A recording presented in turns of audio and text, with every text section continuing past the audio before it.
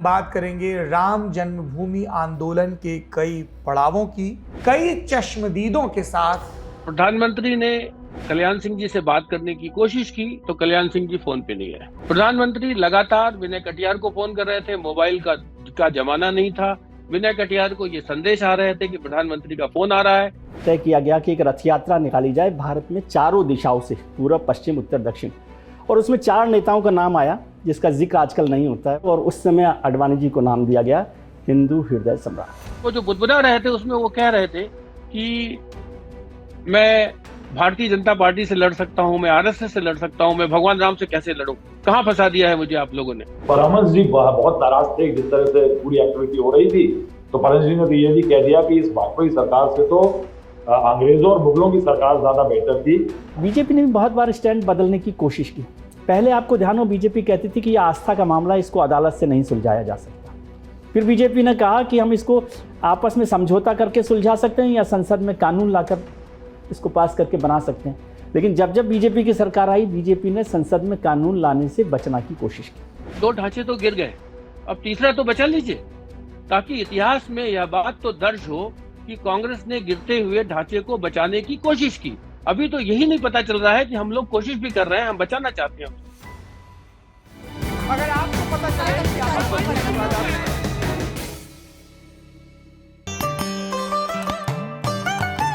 मंगलदीप, भगवान से दोस्ती। नमस्कार, लल्लन टॉप के वीकली पॉलिटिकल शो नेता नगरी के एक और अंक में आपका बहुत बहुत स्वागत है। नेता नगरी के इस अंक में हम बात करेंगे राम जन्मभूमि आंदोलन के कई पड़ावों की, जो अब राजनीतिक रूप से, आर्थिक रूप से, सामाजिक रूप से नए सोपान तय कर रहा है। एक टेम्पल टाउन विकसित हो गया है, उसके इर्द गिर्द एक हिंदुत्व का नैरेटिव बिल्ड करने की कोशिशें भी परवान चढ़ रही हैं और खूब सफलतापूर्वक चढ़ रही हैं। राम जो हमारे आराध्य हैं, राम जो हमारे संस्कृति पुरुष हैं, उनके इस नए धाम को लेकर राजनीतिक तबकों में क्या प्रतिक्रिया है, जनता के बीच क्या बात हो रही है, और 1949 से लेके अब तक क्या गतिविधियां हुई, क्या राजनीति हुई। आज एक बार और इस पर नए सिरे से नए मेहमानों के साथ, कई चश्मदीदों के साथ विस्तार से बात करेंगे। बातचीत में इसके अलावा हम मायावती जी की पॉलिटिक्स की तरफ भी रुख करेंगे दूसरे सत्र में, क्योंकि 15 जनवरी को उन्होंने बाकायदा ऐलान किया कि 2024 के लोकसभा चुनाव में बहुजन समाज पार्टी अपने दम पर चुनाव लड़ेगी। साफ तौर पर अखिलेश यादव की समाजवादी पार्टी से या इंडिया ब्लॉक में शामिल होने से उन्होंने इनकार किया। इसके निहितार्थ पर भी चर्चा करेंगे। तो आइए शुरू करते हैं इस हफ्ते का नेता नगरी। नेता नगरी के पहले सत्र में हमारे मेहमान वरिष्ठ पत्रकार जिस न्यूज़ के डायरेक्टर राहुल श्रीवास्तव जी, बहुत बहुत स्वागत है राहुल जी आपका। इसके अलावा हमारे राहुल जी अयोध्या जी, और राहुल जी हमारे साथ अयोध्या से जुड़े हैं, उसके लिए भी बहुत बहुत शुक्रिया सर आपका। हमारे साथ हैं भारतीय जनता पार्टी की राजनीति पर कई प्रमुख किताबें लिखने वाले, संघ पर किताब लिखने वाले, अटल बिहारी वाजपेयी जी पर किताब लिखने वाले, और राजनीति को पिछले 3 दशक से कवर कर रहे विजय त्रिवेदी जी। विजय जी आपका भी बहुत बहुत स्वागत है। विजय जी को आप पहले नेता नगरी की कुछ एक संस्करणों में और किताब वाला में कई दफ़ा देख चुके हैं। इसके अलावा हमारे साथ जुड़ रहे हैं हेमंत शर्मा जी, TV9 ग्रुप के एडिटोरियल सर्वे सर्वा हैं, और युद्ध में अयोध्या समेत अयोध्या प्रसंग पर कई चर्चित किताबें हेमंत शर्मा जी ने लिखी। हेमंत जी आपका भी बहुत बहुत स्वागत है। चौथे मेहमान हैं इंडिया टुडे हिंदी के हमारे उत्तर प्रदेश के ब्यूरो चीफ, हमारे वहाँ के कर्ता धर्ता आशीष मिश्र जी, जो लगातार पिछले 1-1.5 दशक से अयोध्या आंदोलन पर भी नज़र रखे हैं। और मैं बड़े गर्व के साथ कहना चाहता हूँ कि पिछले 1 साल में सबसे ज़्यादा ब्रेकिंग न्यूज़ भी अयोध्या प्रसंग को लेकर आशीष मिश्र के हवाले से ही आई। आशीष जी, आपका भी एक बार फिर से स्वागत है नेता नगरी में। धन्यवाद। विजय जी, शुरुआत आपसे करेंगे। आपने कब से ये अयोध्या आंदोलन को कवर करना शुरू किया और क्या क्या पढ़ा? क्या जैसे हम कहते हैं अयोध्या, आपको कौन से प्रसंग याद आते हैं, कौन से व्यक्ति याद आते हैं, कौन से बयान याद आते हैं? बहुत से प्रसंग हैं, क्योंकि अयोध्या तो पूरा एक अपने आप में इतिहास है। और मैं करीब करीब 87-88 से अयोध्या जाता रहा हूँ तो लगातार। आपने वो शिलान्यास वाला दौर भी देखा है? शिलान्यास वाला दौर भी मैंने देखा है, और फिर जो मुलायम सिंह जी के वक्त में जो कार सेवा हुई, गोलियां चली, वो भी देखा है।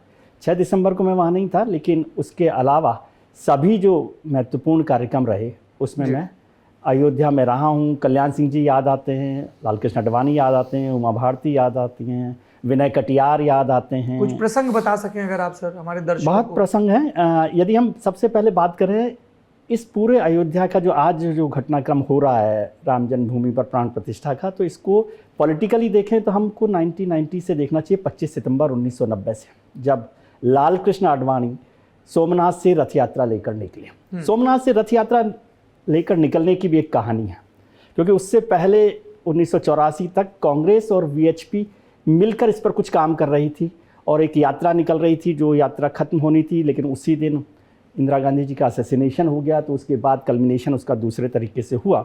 और उसके बाद संघ ने तय किया कि ये पूरा मुद्दा कहीं कांग्रेस के हाथ में ना चला जाए, तो भारतीय जनता पार्टी को इसमें शामिल करने की कोशिश की गई, खासतौर से जब राजीव गांधी साहब ने शिलान्यास करवाया।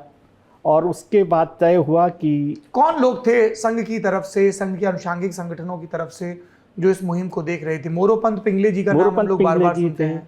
बिल्कुल। नानाजी थे, नानाजी देशमुख थे, रज्जू भैया उसमें रहे हैं। भारतीय जनता पार्टी की तरफ से गुरुमूर्ति जी भी एक तरह से बड़ा इंटरलोकेटर की तरह से और मीडिएटर के तौर पर रहे। अरुण जेटली भी उस वक्त वहाँ रहे, जिन्होंने सारी कोशिश की। और जो सबसे महत्वपूर्ण बैठक वीपी सिंह जी के वक्त में हुई थी रामनाथ गोयनका के घर पर मुंबई में, इंडियन एक्सप्रेस के मालिक रामनाथ इंडियन गोयनका। एक्सप्रेस के मालिक के वक्त में, उसमें भी गुरुमूर्ति थे, प्रधानमंत्री थे और तमाम लोग थे, जिसमें तय किया गया कि कैसे इस मुद्दे को सुलझाया जाए। लेकिन वीपी सिंह सरकार इन पूरे पिछले 30 साल में, 35 साल में देखें तो ये मुद्दा कभी भी सुलझ सकता था। केवल ज़रूरत थी हिम्मत की, या समझिए वोट बैंक पॉलिटिक्स से थोड़ा सा दूर रहने की। वीपी सिंह सरकार ने भी बड़ा काम किया था उस पर। वीपी सिंह सरकार ने तो ऑर्डिनेंस जारी कर दिया था, एक बातचीत के बाद, तमाम कोशिशों के बाद, गुरुमूर्ति, रामनाथ गोयनका और इन सब लोगों से मुलाकात के बाद, और फिर वो ऑर्डिनेंस को भी वापस ले लिया गया 2 दिन बाद, नहीं तो तब भी वो सुलझ सकता था। फिर चंद्रशेखर जी के वक्त भी तमाम कोशिशें हुई, जिसमें भैरव सिंह शेखावत, शरद पवार साहब बड़े जुड़े रहे। वीपी सिंह के वक्त में मुलायम सिंह जी को और भी याद किया जाना चाहिए, और लालू यादव को भी याद किया जाना चाहिए, जिन्होंने राजनीति एक दूसरे ध्रुव पर की। बल्कि उनमें इतनी कॉम्पिटिटिव पॉलिटिक्स थी कि वीपी सिंह मुलायम सिंह जी को आगे नहीं बढ़ने देना चाहते थे। इसलिए शायद ये मौका लालकृष्ण आडवाणी की गिरफ्तारी का लालू यादव को दिया गया, क्योंकि वो मुलायम सिंह को हीरो नहीं बनने देना चाहते थे। वो लड़ाई एक अलग किस्म की थी। लेकिन जब पार्टी ने तय किया कि वहाँ पर पालमपुर में जून 1989 में कि भारतीय जनता पार्टी इसमें शामिल होगी, और उसके बाद तय किया गया कि एक रथ यात्रा निकाली जाए भारत में चारों दिशाओं से, पूर्व, पश्चिम, उत्तर, दक्षिण। और उसमें 4 नेताओं का नाम आया जिसका जिक्र आजकल नहीं होता है। वो है अटल बिहारी वाजपेयी, सिकंदर बख्त, राजमाता सिंधिया और लालकृष्ण आडवाणी। अच्छा। लेकिन उनमें से 3 नेताओं ने अपने अलग अलग कारण देकर उस यात्रा से अपने आप को, क्या कारण दिए? सिकंदर बख्त, विजय राजे सिंधिया और विजय राजे अटल बिहारी सिंधिया जी ने तो वाजपेयी अपने स्वास्थ्य का कारण दिया कि स्वास्थ्य की वजह से नहीं जाना चाहते। अटल बिहारी वाजपेयी जी राजनीति और धर्म को साथ साथ नहीं जोड़ना चाहते थे, इसलिए वो इस मुद्दे से अपने आप को अलग रखा। और उन्होंने तो लालकृष्ण आडवाणी की रथ यात्रा को भले ही फ्लैग ऑफ किया दिल्ली में कॉन्स्टिट्यूशन क्लब में, लेकिन फिर भी अपने आप को इस कदर अलग रखा कि वो इससे दूर रहे कि भाई इन्हें ये बात पसंद नहीं है। लेकिन पार्टी लाइन पर वो हमेशा चलते रहे। सिकंदर वक्त के भी कारण थे राजनीतिक कि वो नहीं चाहते थे कि इस यात्रा में जाएं, तो लालकृष्ण आडवाणी को जाने का तय किया। लालकृष्ण आडवाणी उस वक्त अध्यक्ष थे, और उन्होंने तय किया कि सोमनाथ से अयोध्या की रथ यात्रा निकाली जाए। वो पैदल यात्रा करना चाहते थे। सोमनाथ उन्होंने जोड़ा क्योंकि सोमनाथ में जो रिकंस्ट्रक्शन हुआ था या पुनर्निर्माण हुआ था मंदिर का, नेहरू जी और डॉक्टर राजेंद्र प्रसाद के वक्त में, उसी को वो उससे जोड़ना चाहते थे अयोध्या से, कि ये भारत के राष्ट्रवाद का, भारत की संस्कृति का पुनर्निर्माण है। इसलिए उन्होंने सोमनाथ से अयोध्या तक की यात्रा को तय किया। जब वो एक दिन अपने घर पर, पहले उनका घर होता था ये पंडारा पार्क, पंडारा रोड पर, तो पंडारा रोड पर वो अपनी धर्मपत्नी कमला जी के साथ बैठे हुए थे एक शाम को, जब ये फैसला हुआ था कि पैदल यात्रा निकालनी है। तब प्रमोद महाजन पार्टी के सबसे बड़े और ऑर्गेनाइज करने में बहुत माहिर थे, वो वहाँ पहुँचे आडवाणी जी के पास। तो आडवाणी जी ने बताया कि वो पैदल यात्रा करना चाहते हैं सोमनाथ से अयोध्या तक की, ताकि लोगों से मिलना भी होगा, पूरा मूवमेंट को भी समझाया जा सकेगा। तो प्रमोद महाजन ने कहा कि ये आइडिया तो ठीक है, लेकिन इतने दिनों में आप कहाँ पहुँच पाएंगे, सोमनाथ से अयोध्या 10,000 किलोमीटर का करीब करीब सफ़र तय करने की बात थी और पैदल यात्रा में बहुत कम होगा। तो फिर बात हुई कि कार से चला जाए, जीप से चला जाए। आडवाणी जी को लगा कि ये ठीक नहीं है। तब प्रमोद महाजन का आइडिया था कि एक रथ यात्रा निकाली जाए और रथ का डिजाइन वो करेंगे। रथ का डिजाइन उन्होंने कहा और आडवाणी जी को कहा कि आप हाँ कर दीजिए, बाकी चीज़ें मुझ पर छोड़ दीजिए। और आडवाणी जी ने कहा कि जनरल सेक्रेटरीज की बैठक बुलाओ, पार्टी के लीडर्स की बैठक बुलाओ। वो बैठक हुई 12 सितंबर को मेरे ख्याल से, और उसमें तय किया गया और फाइनल जो ड्राफ्ट था वो प्रमोद महाजन जी ने बनाया। सोमनाथ से अयोध्या तक का पूरा रूट 25 सितंबर से 30 अक्टूबर तक का। आडवाणी जी चाहते थे या तो 2 अक्टूबर को शुरू हो गांधी जयंती पर, या 25 सितंबर को दीनदयाल जयंती पर ये शुरू हो। तो फिर फाइनली दीनदयाल जयंती पर शुरू किया गया और गुजरात से शुरू हुई यात्रा। वहाँ के प्रभारी बनाए गए नरेंद्र मोदी जी, जो आज प्रधानमंत्री हैं, और सोमनाथ में उनके साथ गुजरात से ये यात्रा शुरू हुई है। 4 दिन तक गुजरात में रही थी, फिर दिल्ली तक आई। दिल्ली में आकर उसको विश्राम था क्योंकि दिवाली का मौका था, और ये भी था कि वीपी सिंह सरकार को बड़ा टेंशन हो रहा था। वो बार बार प्रेशर बना रहे थे कि इसको ख़त्म कर देना चाहिए यात्रा को और आगे बढ़ना चाहिए मंदिर मुद्दे पर सुलझाने के लिए। आडवाणी जी बार बार उसके लिए लगे रहे। 18 अक्टूबर को उनको जाना था कोलकाता, उसको भी एक दिन पोस्टपोन किया क्योंकि वीपी सिंह ने कहा कि इस मसले पर कुछ हो सकता है, लेकिन नहीं हुआ। फिर वो 19 तारीख को ट्रेन में बैठकर दरभंगा गए। उससे पहले उनकी प्रधानमंत्री से मुलाकात हुई थी और समस्तीपुर में 23 अक्टूबर को आडवाणी जी को गिरफ्तार कर लिया गया। यहाँ उनकी यात्रा समाप्त हुई और फिर वो करीब करीब 5 हफ्ते तक वहाँ पर गेस्ट हाउस में रहे। जी, लेकिन ये इस यात्रा का एक बहुत इंटरेस्टिंग पहलू मुझे जो समझ में आया कि आडवाणी जी ने खुद ने भी लिखा, लेकिन मैं भी उस यात्रा में रहा हूँ, इतना ज़बरदस्त वो कहना चाहिए समर्थन उसको मिला था यात्रा को, जन समर्थन। और गांवों में खास तौर से लोग बस को छूते थे। वहाँ जब बस गुजरती थी तो मिट्टी को जो होती है उसको। आपने यात्रा कवर की थी क्या? कवर की थी मैंने, गुजरात से और करीब करीब दिल्ली तक की यात्रा। एक रात को शायद अजमेर में थे हम, रात को 2 बजे राजस्थान के, तो 1:30-2 बजे एंटर करती है अजमेर में रथ यात्रा। रात को 1:30 बजे उदयपुर से हम अजमेर चले। उदयपुर 9 बजे था करीबन, उसके बाद 2 बजे अजमेर पहुंच रहे हैं।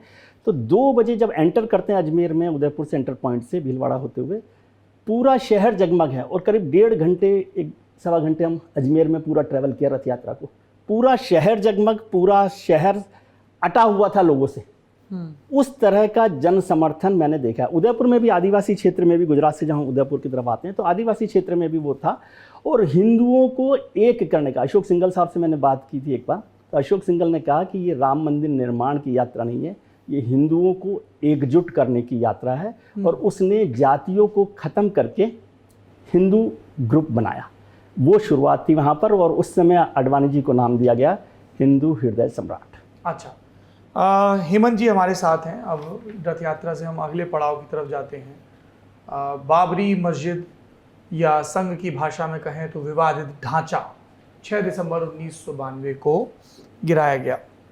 इसको लेकर बहुत सारी थ्योरीज चलती हैं। अलग अलग पत्रकारों ने, मसलन विनय सीतापति ने, विजय त्रिवेदी जी ने, सब लोगों ने लिखा है कि उस समय पीवी नरसिम्हा राव क्या कर रहे थे। कई राजनीतिक र्यूमर्स भी चलती हैं। हेमंत जी से जानते हैं अयोध्या में और दिल्ली में क्या माहौल था। मैं उस विवादित इमारत से कोई 200 मीटर की दूरी पर ही था। वो पुलिस का कंट्रोल रूम था। वो बिल्कुल उस पूरे इलाके का नाभिकीय केंद्र था। वहीं से सारी सूचनाएं आ रही थी, सूचनाएं जा रही थी। इसलिए मेरे पास सूचना का अकाल नहीं था और सूचना एकदम आसानी से मुहैया हो रही थी। जब प्रधानमंत्री ने कल्याण सिंह जी से बात करने की कोशिश की तो कल्याण सिंह जी फोन पे नहीं आए। प्रधानमंत्री लगातार विनय कटियार को फोन कर रहे थे। मोबाइल का जमाना नहीं था। विनय कटियार को ये संदेश आ रहे थे कि प्रधानमंत्री का फोन आ रहा है, पर विनय कटियार फोन ले नहीं रहे थे, क्योंकि उसी दिन सुबह 7 बजे विनय कटियार ने प्रधानमंत्री से ये कहा था कि कार सेवा प्रतीकात्मक होगी, आप चिंता मत कीजिए, ये मेरा वायदा है।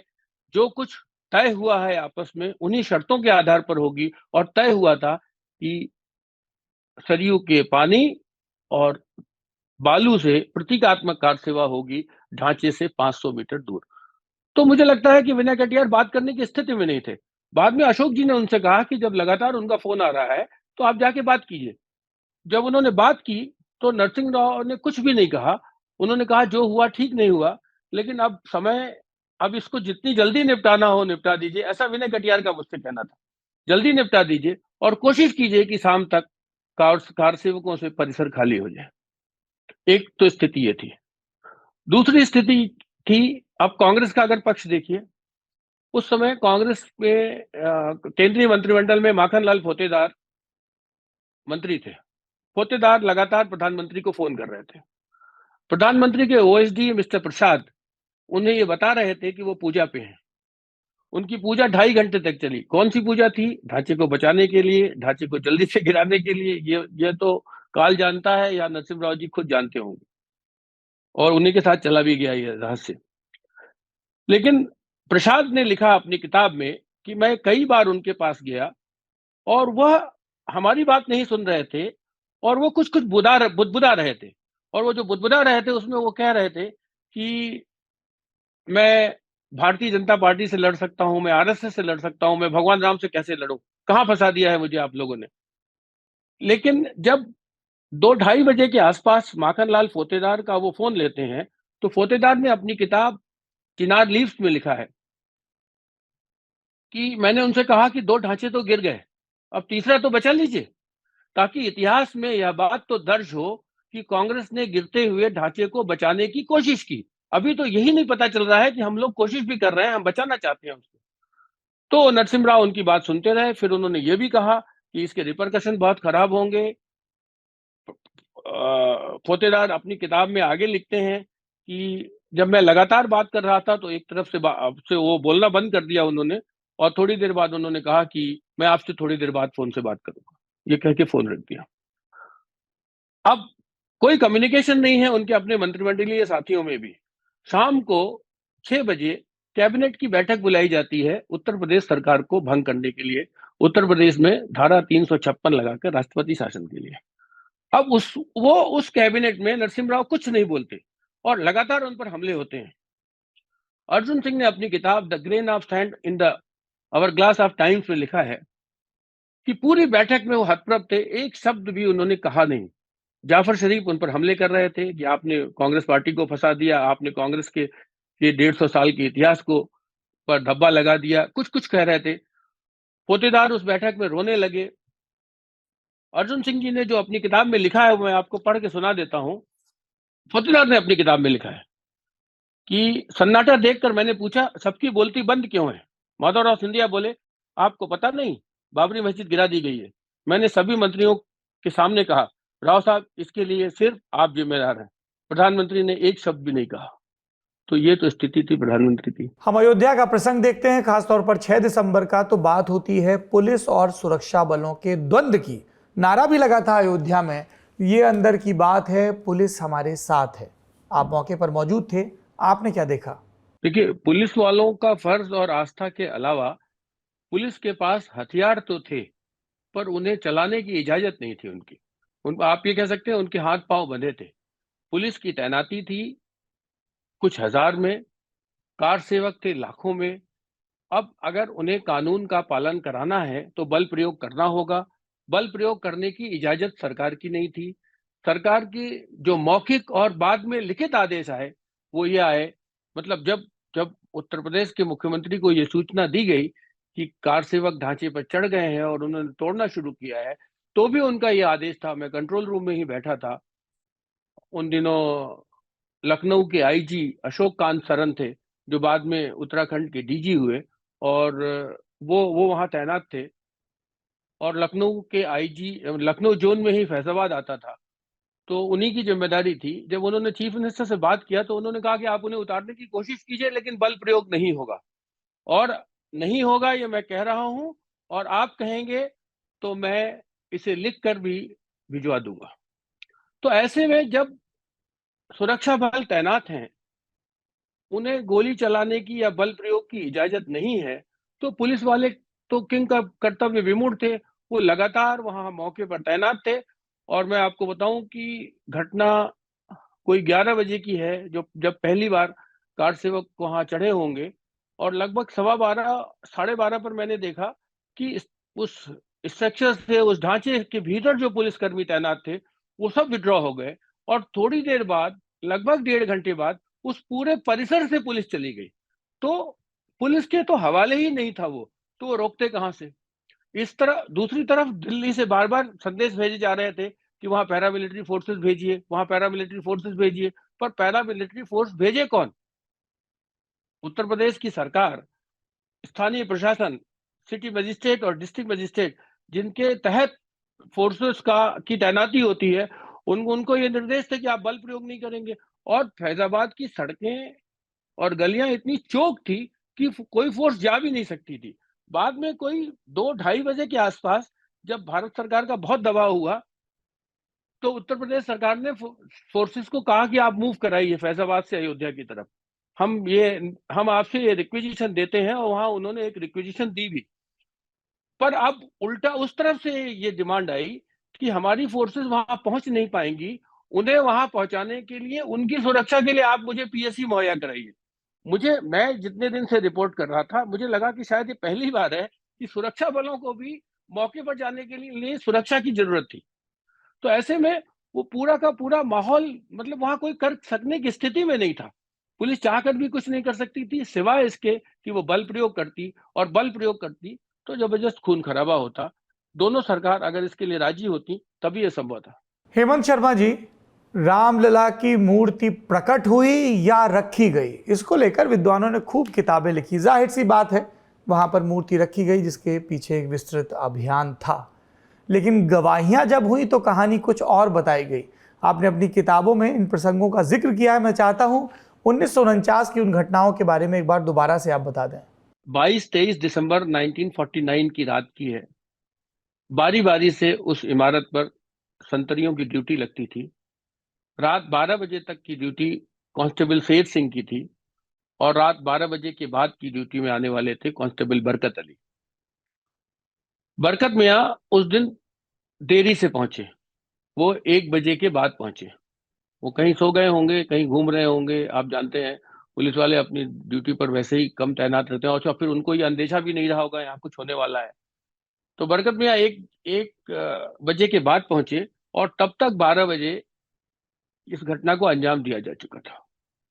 अब उन्होंने अपनी नौकरी बचाने के लिए, कि मैं मौके पर मौजूद था, अगर वो ये कहते कि मैं गैरहाजिर था, मैं था नहीं यहाँ, और यहाँ क्या हुआ मुझे मालूम नहीं है, तो 12 से 1 बजे की ड्यूटी उनकी थी।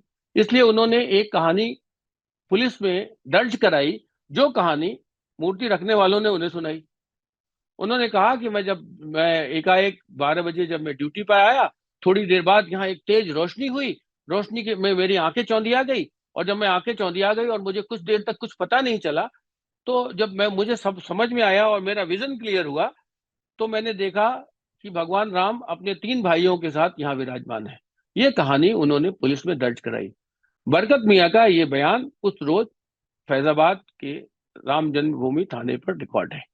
तो ये तो बात हुई, सुनी सुनाई कहानी नहीं है, ये तो रिकॉर्ड में है, जो बाद में अदालती दस्तावेजों का भी वो हुआ, अदालती दस्तावेजों का हिस्सा बनी। अब रुक करते हैं राहुल श्रीवास्तव जी का। राहुल जी, राम मंदिर आंदोलन के शुरुआती दौर की अपनी आप स्मृतियां बताइए राजनीतिक पत्रकार के तौर पर। आज मैं पूरा विहंगम दृष्टि चाहता हूं आप सब विद्वानों से, अप टिल 95-96। सौरभ, अगर आप मेरे ठीक पीछे देख पा रहे हैं, मैं करीब 1.25 किलोमीटर राम जो मंदिर जो नया बन रहा है, थोड़ा सा अगर उजाला होता तो शायद क्लियरली दिख जाता। सौरभ, क्या होता है कि कभी कभी जिंदगी में आपके कुछ ऐसी चीजें होती हैं जिनको आप नक्श से रूप तक देख लेते हैं, अर्श से फर्श तक। तो मेरी राम मंदिर से जो एसोसिएशन है वो मैं कहूँगा कि 6 नवंबर 1989 को शुरू हुई थी, जब मैं अयोध्या पहली बार एज ए जर्नलिस्ट आया था। बचपन की बातें छोड़ देते हैं, और मैं आज अयोध्या में हूँ जब 3 दिन दूर हैं हम अयोध्या के राम मंदिर के प्राण प्रतिष्ठान से। और भगवान राम एक सफर तय करेंगे, एक मस्जिद के अंदर उनके गर्भगृह से, एक टाट के मंदिर से, एक दिव्य भव्य मंदिर जिसको कहा जा रहा है, उस मंदिर के अंदर उनकी एक यात्रा आएगी, खत्म होगी। एक नई प्रतिमा उनकी स्थापित हो चुकी है, और हिंदू अनुष्ठान के साथ वहां पूजा याचना चल रही है इस समय पे। तो मैं ये कहूंगा कि इसका एक पूरा एक पैरेलल ट्रैक और भी है, जो कि अयोध्या पैरेलल ट्रैक है। उसका तीसरा एक पैरेलल ट्रैक है, वो पॉलिटिकल ट्रैक है। ये 3 ट्रैक जो हैं वो पूरा एक सदी गुजार चुके हैं। यानी उसमें आप इतनी इंटरेस्टिंग चीजें हैं कि एक समय था जब योगी आदित्यनाथ जो थे वो शिलादान कार्यक्रम के लिए आना चाहते थे, जो कि 2002 में हुआ, और उनको गोरखपुर से आते टाइम अरेस्ट कर लिया गया था। आज वही योगी आदित्यनाथ आज अयोध्या में है और वो सर्वेक्षण करने आ रहे हैं कि प्रधानमंत्री और सारे आगंतुकों का आने से पहले जनवरी 22 को जो प्राण प्रतिष्ठान या कॉन्सेक्रेशन है उसके पहले सब कुछ सुचारू रूप से काम चल रहा है कि नहीं। वो उत्तर प्रदेश के मुख्यमंत्री हैं। प्रधानमंत्री नरेंद्र मोदी आज है।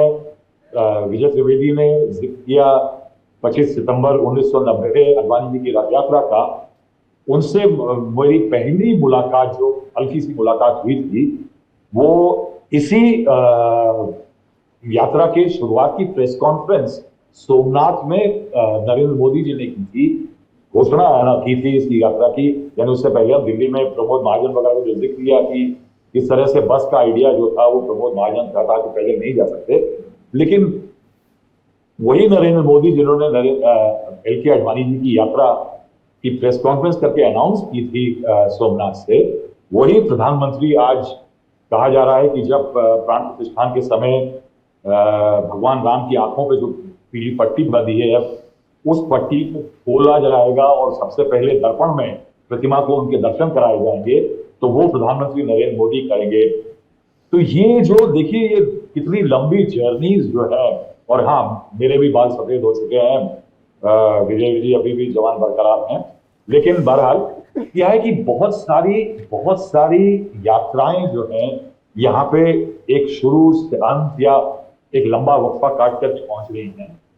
और शिलान्यास का मुझे जो याद है कि मुझे उस टाइम पे सबसे बड़ा एक कौतूहल का जो विषय बन गया था, वो थे कि अयोध्या में 2 जगह एक्टिविटी हुई थी। एक तो हम लोगों के आने के एक दिन पहले साधुओं ने जाकर के, हम लोगों को आज भी याद है वो, कि वो 586 नंबर और 587 नंबर प्लॉट हुआ करते थे विवादित क्षेत्र के आसपास में, जहां पे विवाद चल रहा था। अशोक बीजेपी वाले और बीएसपी वगैरह वाले कह रहे थे कि ये 586 के बगल में कोई विवाद नहीं है, तो 587 प्लॉट में बात होने लगी। कोर्ट का आदेश आया कि ये विवादित इलाका है, यहाँ कोई चेंज नहीं होना चाहिए। बूटा सिंह जैसे लोग गृह मंत्री थे, नारायण दत्त तिवारी उत्तर प्रदेश के मुख्यमंत्री थे, आखिरी सरकार थी कांग्रेस पार्टी की। ये भी एक साइकिल है कि सोचिए कि कांग्रेस उस समय 89 में सत्ता में थी और आज कांग्रेस कितनी सीटें उत्तर प्रदेश में उसके पास है लोकसभा की, सबको पता है। तो इस सबके बीच में एक मीटिंग करके दिल्ली के अंदर ये तय कर दिया जाता है कि पूजा होगी, लेकिन 4 तारीख को 4 नवंबर 1989 में साधु जाकर के झंडा गाड़ देते हैं। तो वो झंडा जो है विवाद क्षेत्र के जो मस्जिद उस समय खड़ी हुई थी, बाबरी मस्जिद, उसके एक अहाता दीवार थी, उसके ठीक बाहर राइट साइड में दाएं हाथ पे झंडा गाड़ करके एक वो इलाका तय किया गया जहां शिलान्यास किया जाएगा। और अगर आप मैप आज का नया मंदिर दिखा रहे हैं, तो ये वही जगह है जहां आज नए मंदिर का सिंह द्वार है। और अगर उसी से बैकट्रैक करेंगे, पीछे उसके जाएंगे, तो जहां गर्भगृह के ऊपर का शिखर है नए मंदिर का, वहीं पे बाबरी मस्जिद का सेंट्रल डोम हुआ करता था। तो ये मैं लोकेशनल आपको बता रहा हूं। तो वहां पे झंडा गाड़ दिया था, तो वहां करीब 2,500 हजार लोगों की भीड़, कार सेवकों की, बजरंग दलों की खासकर, वो बैठा करती थी। जबकि एक कैंप सरयू नदी के किनारे लगा हुआ था जिसके अंदर हजारों लोग, और वो क्या हो रहा था कि कोई भी तैयार नहीं था कि इस जगह जहां झंडा गाड़ दिया गया है वहां से हटा जाए, क्योंकि उनको शक ये था कि सरकार जो है वहां से उनका जो कब्जा है शिलान्यास के लिए वो हटा देगी। और उसमें ड्यूटी लगती थी कि कुछ लोग 8 घंटा बैठे हैं, वो वापस जाएंगे सरयू नदी के किनारे। तो यहीं पे हमारी पहली मुलाकात हुई रामेश्वर ओराम नाम करके अनडिवाइडेड बिहार के नेता थे विश्व हिंदू परिषद के, और उन्होंने हम लोगों को कानाफूसी के दौरान जो रात को जो गब्बाजी होती है उसमें बताया कि कामेश्वर चौपाल नाम के जो विश्व हिंदू परिषद के कार्यकर्ता हैं, जो कि एक इलाके के नेता हुआ करते थे, और वो यहाँ आए हैं, और उनके बारे में ये तय कर दिया गया है कि जो शिलान्यास की ईंट है, जो पहली ईंट रखी जाएगी, वो कामेश्वर चौपाल रखेंगे। तो कामेश्वर चौपाल साहब की खोज होती है, तो कामेश्वर चौपाल जी से बात करते हैं, तो कामेश्वर चौपाल जी कहते हैं कि साहब मुझे तो पता भी नहीं था कि मुझे यहाँ आना है। हम सब क्षेत्रीय कार्यकर्ताओं को कह दिया गया था कि आप अपने यहाँ से जत्थे बनाइएगा। मोरोपंथ पिंगले का आइडिया था ये कि सभी गांवों में, 2.5 लाख गांवों में शिलाओं का पूजन किया जाए। उन पूजित 24 घंटे पूजा की हुई शिलाओं को अयोध्या भेजा जाए, जिससे कि शिलान्यास का काम शुरू होगा। हुआ ये कि सासाराम में, ये कामेश्वर चौपाल ने बताया कि सासाराम में कार्यकर्ताओं का झगड़ा पुलिस से हो गया। तब जब पुलिस ने कांटेक्ट किया बीएचपी के बड़े कार्यकर्ताओं को, अफसरानों को, तो उन्होंने कामेश्वर चौपाल के कहा कि बड़ी नालायकी है आपकी, आप छोड़ करके कार्यकर्ताओं को चले आए। उन्होंने कहा साहब मुझे तो आदेश हुआ था कि विदा कर दिया जाए। तो कामेश्वर चौपाल इस सिर्फ इस मंतव्य से कि उनको कार्यकर्ताओं को जो शिलाएं लेके आके आ रहे थे उनको अयोध्या में डिपॉजिट करना था, इतना बड़ा उनका काम था। और वही कामेश्वर चौपाल जो है शिलान्यास के 1-1.5 दिन पहले उनको बुलाया जाता है। वो अशोक सिंघल के एक और कार्यकर्ता थे जो उनके साथ रहते थे, रामेश्वर जी, वो उनको बुला करके ले जाते हैं कि आपको बुलाया गया है। और उस मीटिंग में विजय जी ने जिक्र किया कि नेताओं के नाम भूल दिए जाते हैं, तो राजमाता सिंधिया भी थी, परमहंस थे, विष्णु हरि डालमिया साहब थे, जो कि शायद उस समय पे विश्व हिंदू परिषद के अध्यक्ष थे, अशोक सिंघल थे। और उनको वहां पे संतों ने ये कहा कामेश्वर चौपाल को कि जो शिला रखी जाएगी शिलान्यास में, वो पहली शिला जो है वो आपको आप रखेंगे।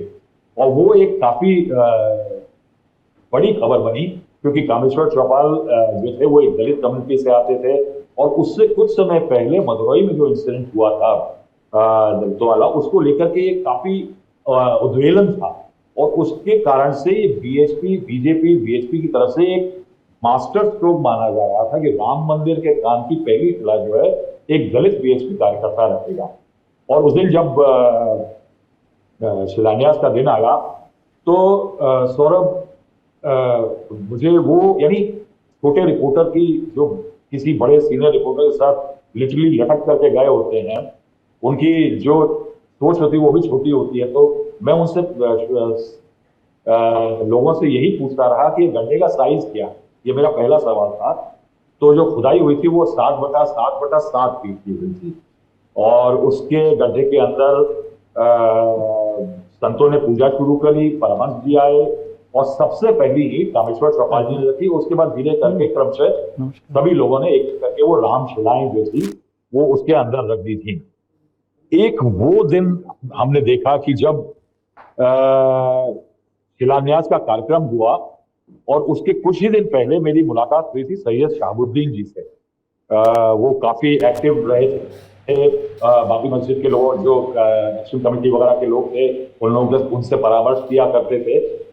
जब उनको ये पता लगा था रामशिलाएं मंगाई गई हैं 2.5 लाख गांवों से, और शिलाएं चलनी शुरू हो गई हैं, मुझे आज भी उनका वाकया याद था कि ये जो शिलाएं मंगाने का काम है ये एक मूवमेंट बनेगा, और अब मंदिर जैसी चीज को आज नहीं तो कल रोकना काफी मुश्किल हो जाएगा। उसके बाद सौरभ पीरियड आता है, बाबरी मस्जिद का डिमोलिशन का दिन हेमंत जी बता रहे थे।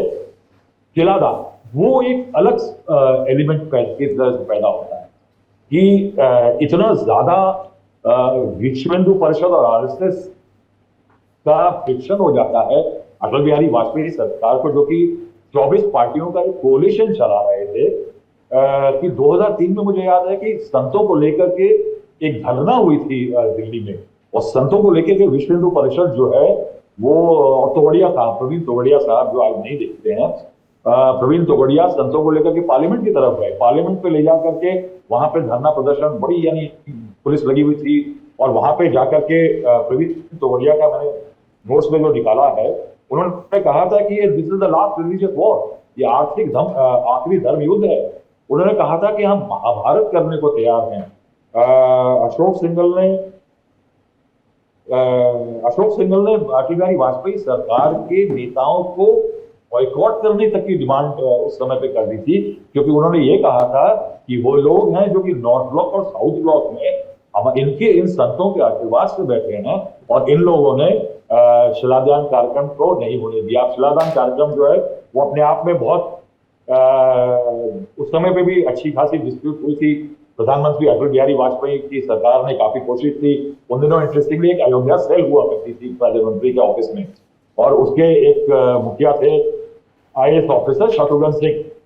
तो मार्च का महीना 2002 में जो बहुत सारे पत्रकार आए थे अयोध्या में, तो इंटरेस्टिंगली दिगंबर अखाड़ा जो था वो रामचंद्र परमहंस जी जो उस समय पे न्यास के अध्यक्ष थे, उनके दिगंबर अखाड़े में एक बैठक लगा करती थी। और परमहंस जी का एक स्टाइल था कि वो जिस तरह फोन पे बात करेंगे, प्राइवेट में करेंगे, उनके लिए सब कुछ पब्लिक। तो उस बैठे बैठे वहां पे अचानक फोन आता है, तो उनका शिष्य उनको बोलता है कि राजनाथ जी का लखनऊ से फोन है, और राजनाथ जी का लखनऊ से फोन है कह करके वो क्या करते हैं कि स्पीकर फोन ऑन कर देते।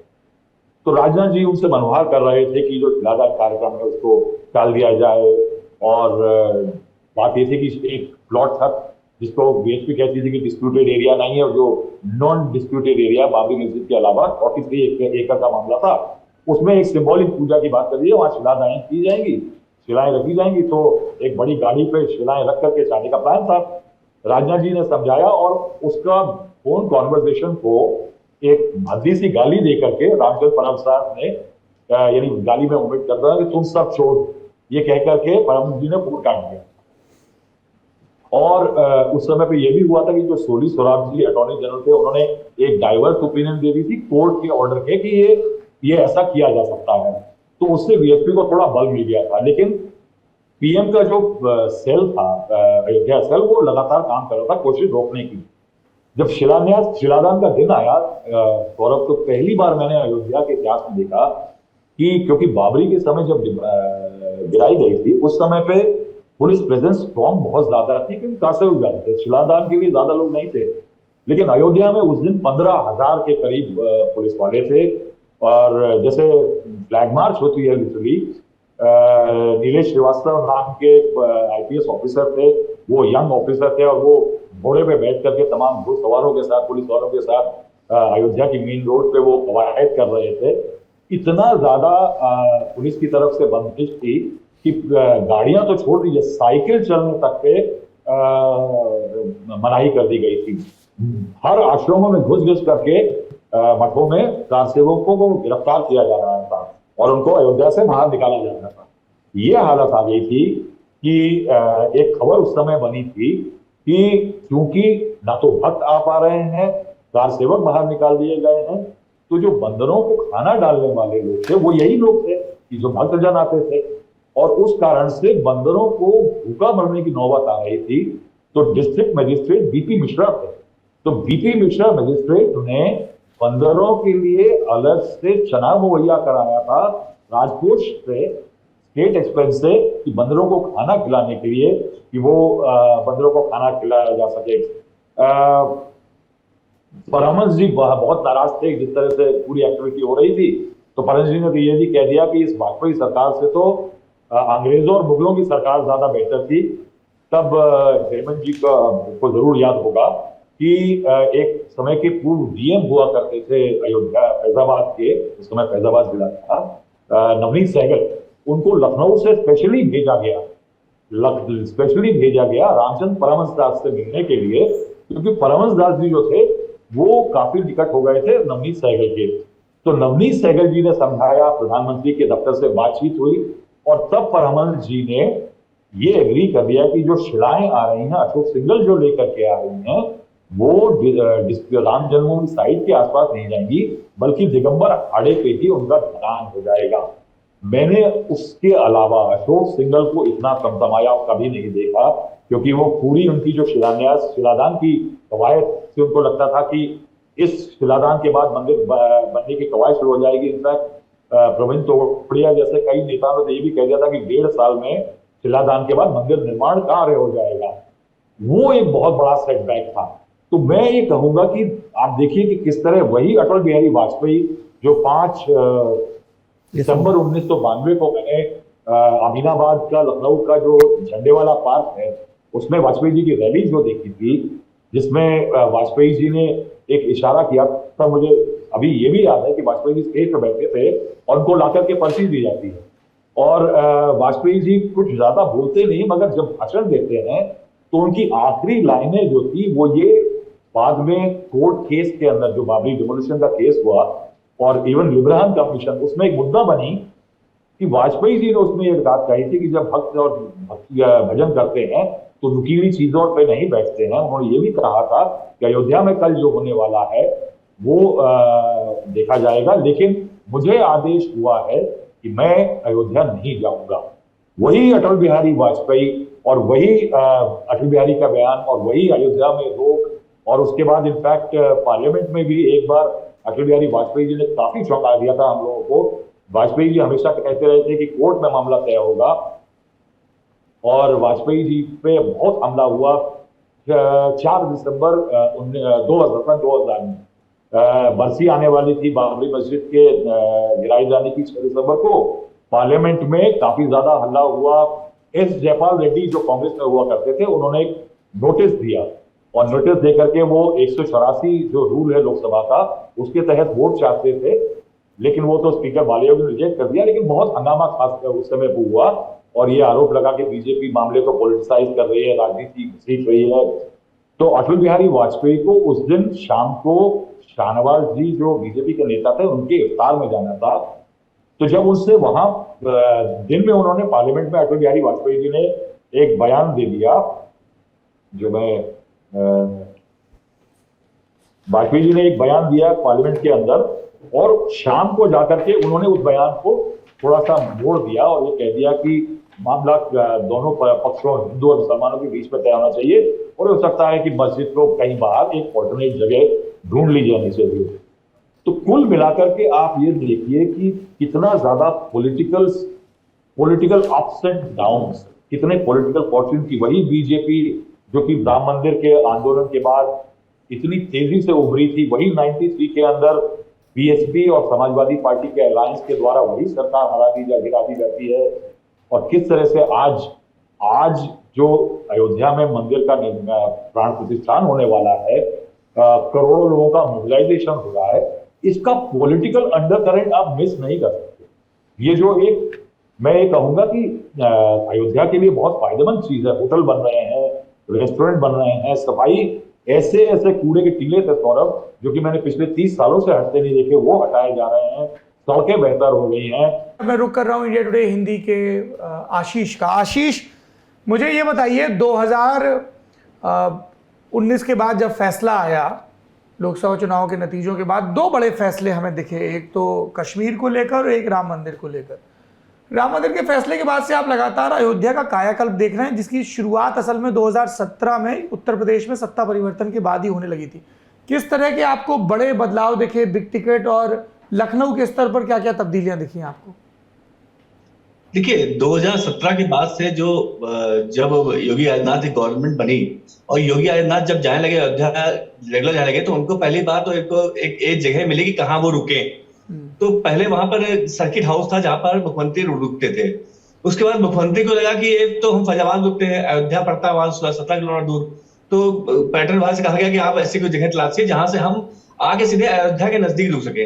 तो इसके लिए फिर एक वहां पर आप गए होंगे तो एक उनका पर्यटन विभाग का पीछे गेस्ट हाउस था सरयू नदी किनारे, जहां पर इस समय ये अंतरराष्ट्रीय रामकथा संग्रहालय बना हुआ है। उसके बगल पीछे का बहुत पुराना सा, बहुत ही जर्जर सा गेस्ट हाउस बना था। उसको पूरा उसका जीर्णोद्धार कराया गया और उसको एक बहुत ही डिलक्स रूम बनाया गया, तो ताकि मुख्यमंत्री अगर उसमें आए तो उसके बाद से अगर आप देखिए 2017 की ये 18 लास्ट तक बन गया। 19 से के जब लोकसभा चुनाव हुआ है तो फिर उसके बाद मुख्यमंत्री की जो फ्रिक्वेंट रिजल्ट आने के बाद, खासकर जब मुख्यमंत्री की फ्रिक्वेंट विजिट होने लगी तो वो वहीं पे होने लगी। तो उसके बाद जब चूंकि वो बना तो उसके सामने राम की पौड़ी और जो गोरखपुर और अयोध्या लखनऊ हाईवे है, उस पर जो अयोध्या से कट होता है, वो सड़क जो है 4 लेन की गई, क्योंकि मुख्यमंत्री वहां रोज जा रहे थे।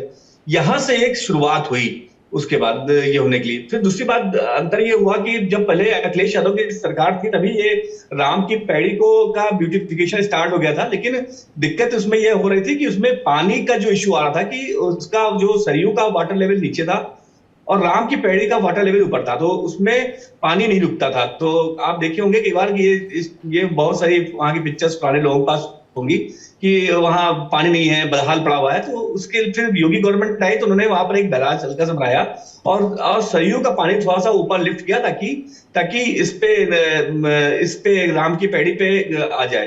अब आप अगर पहले आप देखेंगे तो राम की पैड़ी जो थी वो एक 700 मीटर 800 मीटर का एक पूरा स्ट्रेच था। उसके बाद अब इन्होंने योगी गवर्नमेंट ने जब उसको आगे बढ़ाकर आप देखेंगे कि आगे सिंचाई विभाग का चौधरी चरण सिंह घाट है, तो ये पहले राम की पैड़ी जो सीधी हुआ करती थी वो अब एल शेप में हो गई, आगे जाके मुड़ के वो सीधे सरयू नदी में दोनों तरफ से कनेक्ट हो गया है। पहले वो दोनों तरफ से कनेक्ट नहीं था, एक तरफ से नाले के थ्रू पे कनेक्ट होता था।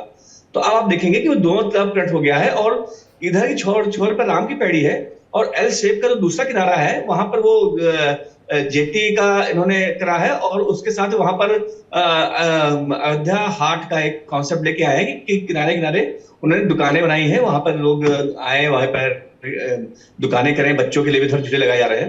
तो ये यहाँ से राम की पैड़ी से फिर इसका शुरू हुआ, अयोध्या का शुरू हुआ। लेकिन जो अयोध्या में जो पिछले 1 सालों में सबसे ज्यादा बदलाव हुआ है वो हुआ है वहां के रोड। अब जो सादतगंज से लेकर नया घाट मतलब राम की पैड़ी तक की जो एक 12-13 किलोमीटर का जो रास्ता था जो कि बहुत संकरी थी, हम लोग कई बार जाते हुए दिक्कत होती थी गाड़ी कहाँ खड़ी करें, हम लोग कई बार गाड़ी खड़ा करके अपने दोस्तों की किसी स्कूटी बाइक बना के कवर करते थे। अब आप देखिए कि वो कम से कम 4 लेन 6 लेन हो गया है। उसका एक बड़ा अभियान चलाया गया, इसमें एडीए और पूरा प्रशासन लगा।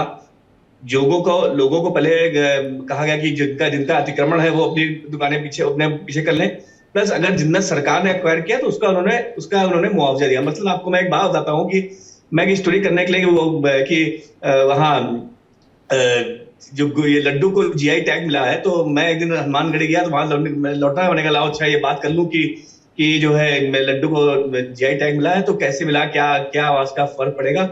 मैं मंदिर दर्शन करके हनुमानगढ़ी से उतरा तो काफी सड़क चौड़ी हो गई, तो एक लड़का चुपचाप बैठा हुआ था। तो मैंने कहा यार ये बताओ कि ये जो जीआई टैग हो गया है इससे तुम्हें क्या मतलब लगा? हमने तो वो अपना शुरू हो गया कि ये मैं तो मालिक था और मैं देखिए वो कर्मचारी हो गया हूँ, अब मुझे यहाँ नौकरी करनी पड़ रही है और पहले मेरी सामने दुकान थी।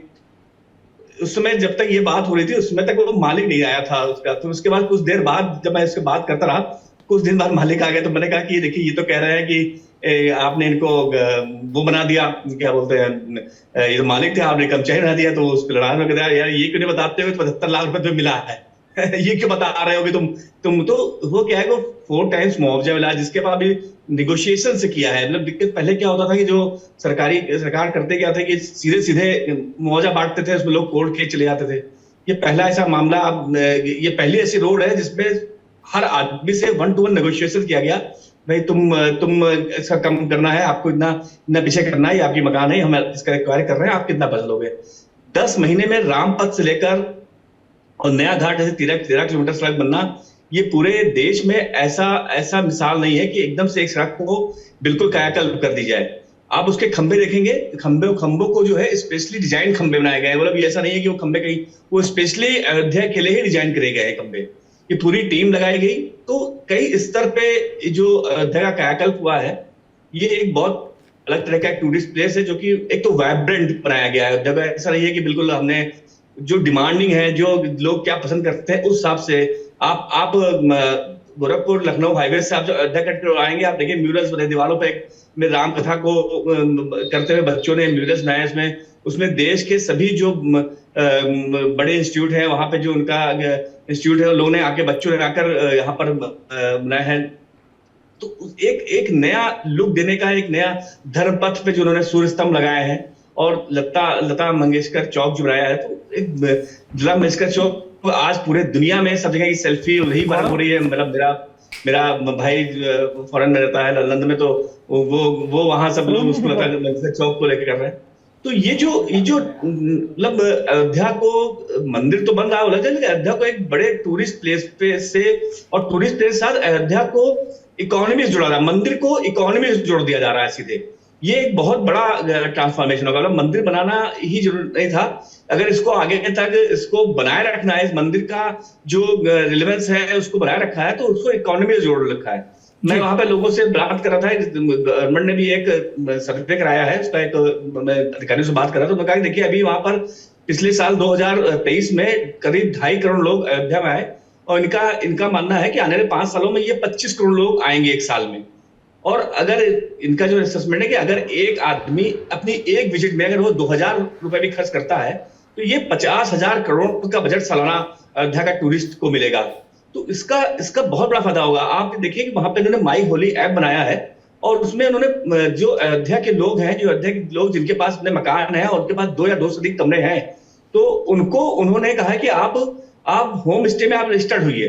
उसके लिए लोगों ने किया, मैं अभी खुद गया था, तो मैं हनुमान मंदिर से जस्ट सटे हुए एक सज्जन का मकान था, उसको मैंने ऐप से बुक किया और रहा। उनको 2,000 रुपए का उनका रूम था, लेकिन बहुत अच्छा रूम का व्यवस्था, हालांकि लैट्रिन बाथरूम थोड़ा दूर पे था लेकिन बहुत ही अच्छी व्यवस्था थी। वो सुबह चाय नाश्ता खुद कर रहे थे। तो इस तरह से 550 लोगों को उन्होंने इसमें जोड़ा है। तो ये क्या ना, एक जो टेम्पल इकोनॉमी आने वाले समय देखिएगा कि एक मतलब अयोध्या के ऐसा डेवलपमेंट करो कि आपका पूरा डेवलपमेंट का सारा छोर जो है वो टेम्पल से जुड़ जाए। तो ये जब टेम्पल से इकोनॉमी जुड़ जाएगी तो टेम्पल का रिलेवेंस और उस जगह का रिलेवेंस हमेशा बना रहेगा। यही एक स्ट्रेटजी इसमें की गई है और इसीलिए सस्टेन करेगी, मुझे लगता है कि आने वाले समय में, क्योंकि ये सिर्फ मंदिर की बात नहीं है, मंदिर से सभी चीज को जोड़ लिया गया है। आप देखेंगे वहां पर। थैंक यू आशीष, बहुत शुक्रिया आपका। विजय जी, आशीष बता रहे हैं आज क्या हाल है अयोध्या का। अभी हमारे प्रोडक्शन हेड हैं रजत सेन साहब, एक डॉक्यूमेंट्री फिल्म की तैयारी कर रहे हैं, वो देख के आए। वो पंजाब के रहने वाले हैं, तो बोले जब मैं 2017 के चुनाव में गया था तब अलग दिखी अयोध्या, 2020 के लगभग जब मैं वहाँ पर दीपावली के दौरान कवरेज करने गया तब अलग दिखी, और अब बोले हर बार बहुत कायाकल्प नज़र आ रहा है। लेकिन अयोध्या के इस स्वरूप, इस आंदोलन या इस उत्साह या इस राजनीति से पहले और 6 दिसंबर के बाद जो राहुल जी रामचंद्र परमहंस के दौर तक आएगा, अटल बिहारी के दौर तक, उसके पहले 2014 से और वर्डिक्ट आने तक का भी एक दौर रहा जब बीजेपी और भी इश्यूज़ की तरफ मूव कर रही थी और 2014 तक उतनी सक्रियता से राम मंदिर आंदोलन पर बात नहीं होती। अंदर खाने बीजेपी के नेता क्या चर्चा करते थे, क्योंकि हमने ये भी देखा कि इसी दौर में कि विनय कटियार भाजपा के प्रदेश अध्यक्ष बनते हैं, सांसद बनते हैं और आज की तारीख में कोई उनको पूछता भी नहीं है। तो हमने कई नेताओं को नेपथ्य में जाते देखा, कई नए नेताओं को आते देखा, हमने बहुत सारे मुद्दों की अदला बदली भी देखी और 2014 के स्पष्ट बहुमत के बाद प्रतीक्षा भी देखी। मैं गल्फ न्यूज़ का एक आर्टिकल पढ़ रहा था जिसमें यह दावा किया गया कि समझौतों के जरिए भी एक निष्कर्ष पर पहुंचने की लगभग तैयारी हो चुकी थी, लेकिन कहा गया कि नहीं साहब, ये वाला समझौता नहीं चाहिए, कोर्ट से फुल एंड फाइनल वर्डिक्ट आए। और वो बदलाव भी देखा जब 2010 में आता है वर्डिक्ट हाई कोर्ट का, जिसमें अयोध्या सबकी 3 हिस्से किए जाते हैं, और वो वर्डिक्ट भी देखा जिसमें पूरी तरह से एक फाइनल फैसला आता है। जी बिल्कुल ठीक बात है। देखिए समझौतों की जहाँ बात है ना, बहुत बार ये कोशिश हुई जी, अलग अलग सरकारों के वक्त में ये कोशिशें लगातार होती रही कि किस तरह से ये किया जाएगा, लेकिन उसमें ज़्यादातर वक्त राजनीति का पुट रहा। राजनीति का पुट मतलब हर जो प्राइम मिनिस्टर था या जो सरकार थी उसने अपने हिसाब से राजनीति को ध्यान में रखते उन समझौतों के लिए कभी आगे गए, कभी पीछे हटे। चाहे वो राजीव गांधी साहब हों कि शाहबानो केस के बाद उन्होंने वहाँ पर ताला खोलने की बात और शिलान्यास की बात तक कर दी। अयोध्या से उन्होंने अपना राम राज्य का अभियान और चुनावी अभियान भी शुरू किया। वीपी सिंह ने ऑर्डिनेंस लाने का फैसला किया, फिर ऑर्डिनेंस को वापस लेने का फैसला किया। नरसिम्हा राव सरकार ने तमाम तरह की कोशिशें भी की, फिर विड्रॉ भी किया, और जब 6 दिसंबर हो गया उसके बाद माखनलाल फौतेदार 6 दिसंबर को प्रधानमंत्री से कह रहे थे कम से कम एक ढांचे का एक गुंबद तो बचा लीजिए ताकि हम कह सकें कि हमने बाबरी मस्जिद को बचाने की कोशिश की, लेकिन वो कोशिश भी नहीं हुई। कल्याण सिंह साहब को आपने देखा कि सुप्रीम कोर्ट में उन्होंने एफिडेविट दिया, लेकिन उनके रहते हुए वो ढांचा ढहा दिया गया। और उसके बाद कल्याण सिंह की मैं तारीफ़ इसलिए भी करूँगा कि वो ऐसे राजनेताओं में से रहे, अक्सर राजनेता अपनी जिम्मेदारियाँ टाल देते हैं, लेकिन उन्होंने कहा कि कार सेवकों पर गोली नहीं चलाने का आदेश मैंने दिया है, ब्यूरोक्रेसी जो है उसके लिए जिम्मेदार नहीं है। हालांकि उसमें मैंने एक इंटरव्यू उनका किया था तो वो बहुत बिटर हो गया था, उसकी चर्चा करने की जरूरत नहीं है, लेकिन कल्याण सिंह की इस बात पर तारीफ करनी चाहिए। और मैं कल्याण सिंह से योगी आदित्यनाथ तक अयोध्या मूवमेंट को एक तरीके से देखता हूँ जी। क्योंकि कल्याण सिंह के वक्त में बाबरी मस्जिद ढांचा नहीं ढहा होता तो आज कोई भी सरकार होती, ये राम मंदिर निर्माण नहीं होता। उसका सबसे पहला सबसे मजबूत स्टेप कल्याण सिंह के वक्त में रखा गया। विनय कटियार के लिए बजरंग दल के अध्यक्ष भी वो रहे और तमाम कोशिशें की, लेकिन ऐसा है ना सर, सरयू की नदी होती है, चाहे गंगा हो, गोमती हो, पानी तो बहता रहता है ना। और जो पहला जो पानी था वो अगले दिन तो नहीं रहता ना। तो नेताओं को याद करना भी ठीक है, नेताओं को भूल जाना भी ठीक है, क्योंकि नए नए नेता आते हैं। और मैं समझता हूँ कि भारतीय जनता पार्टी की सरकार का कोई भी प्रधानमंत्री होता या कोशिश होती तो राम मंदिर का निर्माण होता, लेकिन इस तरह से नहीं होता जो अयोध्या का निर्माण हुआ है और राम मंदिर का निर्माण हुआ है। इसमें एक और बात, बीजेपी ने भी बहुत बार स्टैंड बदलने की कोशिश की। पहले आपको ध्यान हो, बीजेपी कहती थी कि यह आस्था का मामला, इसको अदालत से नहीं सुलझाया जा सकता। फिर बीजेपी ने कहा कि हम इसको आपस में समझौता करके सुलझा सकते हैं या संसद में कानून लाकर इसको पास करके बना सकते हैं। लेकिन जब जब बीजेपी की सरकार आई, बीजेपी ने संसद में कानून लाने से बचना की कोशिश की। फिर नरेंद्र मोदी सरकार आई, बहुमत की सरकार थी, वो चाहते तो संसद से कानून पास करा सकते थे, लेकिन वो माहौल नहीं बनता जो सुप्रीम कोर्ट के फैसले के बाद बना। सुप्रीम कोर्ट का फैसला में नरेंद्र मोदी सरकार का योगदान यह है कि जो अड़चनें उस कानूनी लड़ाई में चल रही थी, उन अड़चनों को दूर करने का काम उन्होंने किया। इसलिए इसको क्रेडिट को देना चाहिए। फैसला नरेंद्र मोदी का नहीं है, लेकिन उस सरकार के दौरान कोशिश की गई। और उसके बाद से जब से ये शिलान्यास हुआ, भूमि पूजन किया गया था 2020 में, अगस्त 2020 में प्रधानमंत्री ने किया था, उसके बाद से लगातार इस पर काम हुआ और प्रधानमंत्री ने ये कोशिश की। आपको याद हो सौरभ कि यूपीए सरकार के वक्त में एक नया कॉन्सेप्ट चला था मेडिकल टूरिज्म का हिंदुस्तान में। जब बड़े बड़े अस्पताल हमारे यहाँ बने और उनमें सुपर स्पेशलिटी हॉस्पिटल बने ताकि विदेशों से लोग यहाँ पर इलाज कराएं। नरेंद्र मोदी सरकार आने के बाद एक नया दौर आया है जिसमें रिलीजियस टूरिज्म पर हम जा रहे हैं। जहाँ वाराणसी को आप देखिए कि वाराणसी में पूरा किस तरह से बदलाव किया गया है, उज्जैन में देखिए किस तरह से बदलाव किया गया है, केदारनाथ धाम में किस तरह से बदलाव किया गया है और अयोध्या में किया गया। विश्व हिंदू परिषद के एक बड़े पदाधिकारी से मैंने कहा कि सब ये जो अयोध्या में निर्माण हो रहा है ये तो बहुत अच्छी बात है, लेकिन एक आध्यात्मिक नगरी कहीं पर्यटन की नगरी तो नहीं बन जाएगी। ये भी एक बड़ा चिंता का विषय है, क्योंकि मैं सौरभ कम से कम 50 बार अयोध्या गया हूँगा अब तक अपने जीवन में, और हर बार मैं तमाम सरकारों मुख्यमंत्रियों से पूछता रहा कि राम मंदिर बने ना बने, अयोध्या को तो ठीक कर दीजिए। लेकिन अयोध्या को किसी ने ठीक करने की कोशिश नहीं की, सब राम मंदिर पर आकर गाड़ी रुक जाती थी। तो इस दौरान अयोध्या का डेवलपमेंट हुआ है। मैं अभी 6-7 महीने पहले भी अयोध्या गया था, काफ़ी बदलाव वहाँ पर चल रहा था, लगातार हो रहा है। और जो आशीष जी जिस बात का जिक्र कर रहे थे कि पूरी इकोनॉमी को अयोध्या से जोड़ दिया, और अयोध्या जो एक गरीब पिछड़ा शहर देखा जाता था और वो था, वो पूरा का पूरा बदल गया और एक इकोनॉमी से जुड़ गया है। तो मुझे लगता है ये सस्टेनेबल सिटी हो गया जब वहाँ पर आपने इंटरनेशनल एयरपोर्ट बना दिया है। अयोध्या देश भर से सारी जो ट्रेन्स हैं वहाँ अयोध्या पहुँच रही हैं, तो लाखों लोग, मेरा एक अनुमान है कि 3 लाख लोग रोजाना करीब करीब अगले साल तक वहाँ पर पहुँचने लगेंगे। अब इसमें बहुत सारी बातें हो रही है। एक बात मुझे याद आती है, राजेंद्र प्रसाद साहब ने सोमनाथ पर जिक्र किया था, उसको मैं आपको बताना चाहता हूँ। राजेंद्र प्रसाद ने कहा जब वो वहाँ पर गए थे सोमनाथ का इनॉग्रेशन के लिए कि by rising from its ashes again this temple of Somnath is to say proclaiming the word that no man and no power in the world can destroy that for which people have boundless faith and love in their hearts. ये hearts, अब ये जो बात है ये अभी हमारे यहाँ पर भारतीय जनता पार्टी के अलावा दूसरी राजनीता शायद नहीं समझ रहे हैं या उससे बचना चाहते हैं कि जो लोगों के मन से जुड़ जाए, जो आस्था से जुड़ जाए। विवेकानंद का भी जिक्र है, विवेकानंद ने भी कहा था कि धर्म से यदि आप किसी चीज़ को समझाएंगे तो आसानी से होगी। अभी हमारी जो मौजूदा राजनीति है उसमें भारतीय जनता पार्टी एक तरफ राम मंदिर को लेकर कर रही है और बहुत सारे लोग आरोप भी लगाते हैं वो क्रेडिट ले रही है। अब क्रेडिट तो किसी और को लेना है तो वो भी ले सकता है, लेकिन नहीं ले रहे और वो लगातार दूर हो रहे। तो ये जो कन्फ्यूजन है, ये कांग्रेस का कन्फ्यूजन आज का नहीं है। लोग कहते हैं कि आज राहुल गांधी का कन्फ्यूजन, लेकिन ये कन्फ्यूजन तो सोमनाथ के वक्त में भी था, जवाहरलाल नेहरू का। फिर अच्छा, धर्म की राजनीति नहीं हो तो 1957 से पहले 1955 में नेहरू जो हैं हिंदू कोड बिल पास करते हैं, लेकिन मुस्लिम पर्सनल लॉ पर नहीं बोलते जी। इंदिरा गांधी जो हैं देवरा बाबा के पास जाती हैं, हमेशा करती हैं। एकात्म यात्रा में विश्व हिंदू परिषद का सहयोग करती हैं। फिर राजीव गांधी आते हैं, वो पूरा शिलान्यास करवाते हैं, वहाँ पर ताला खुलवाते हैं और देवराहा बाबा के पास पहुँचते हैं कि कैसे इसको सुलझाया जाए। और देवराहा बाबा कहते हैं कि यहाँ शिलान्यास उसी जगह होना चाहिए, और राजीव गांधी की सरकार उसको करवाती है और फिर बदलती है, फिर वीपी सिंह सरकार करती है। और आज कांग्रेस समझ रही है कि उनको फिर से जाना है कि नहीं जाना है, वो कन्फ्यूजन है। तो ये कन्फ्यूजन कांग्रेस में हमेशा बना रहा और इसका राजनीतिक नुकसान कांग्रेस को उठाना पड़ा। और मुझे लगता है कि 2024 में भी उनके लिए ये फैसला बहुत फायदेमंद नहीं होगा, ऐसा समझता हूं। जब विजय त्रिवेदी जी विपक्ष के खेमे की बात कर रहे हैं, तभी ये खबरें भी आ रही हैं उत्तर प्रदेश में। हमने आपसे शुरू में कहा कि हम बसपा के बारे में अलग से बात करेंगे।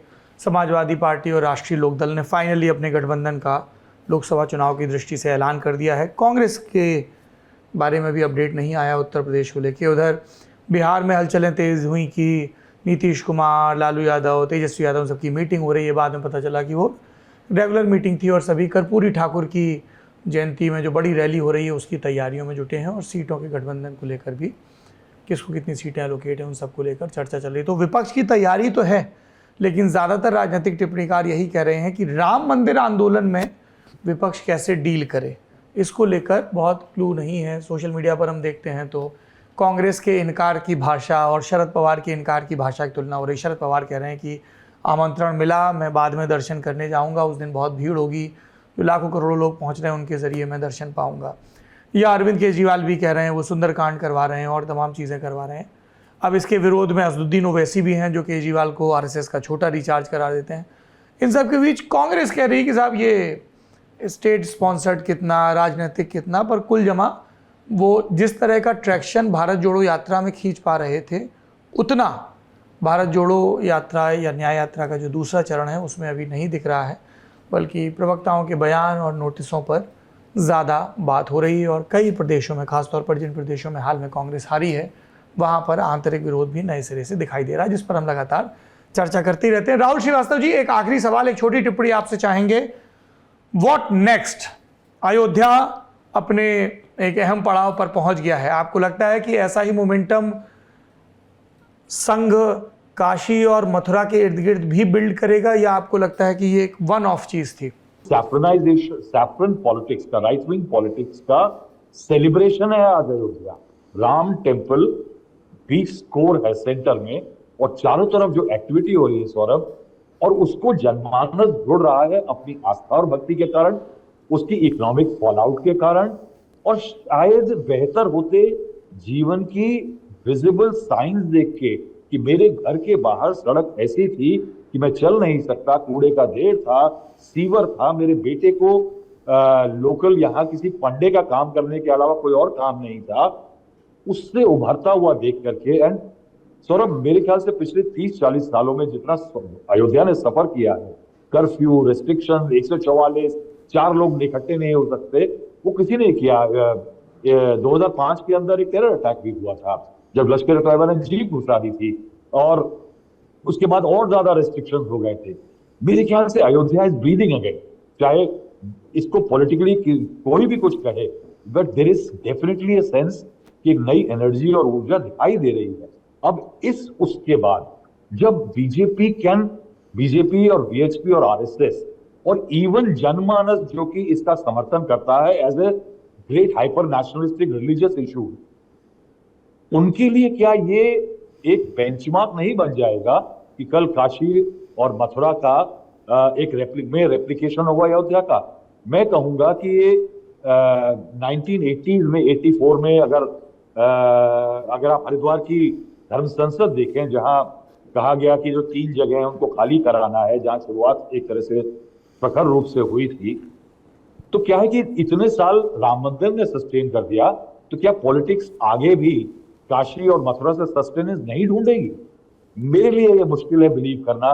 मुझे लगता है कि Ayodhya is done, Kashi and Mathura will be on the political map very soon.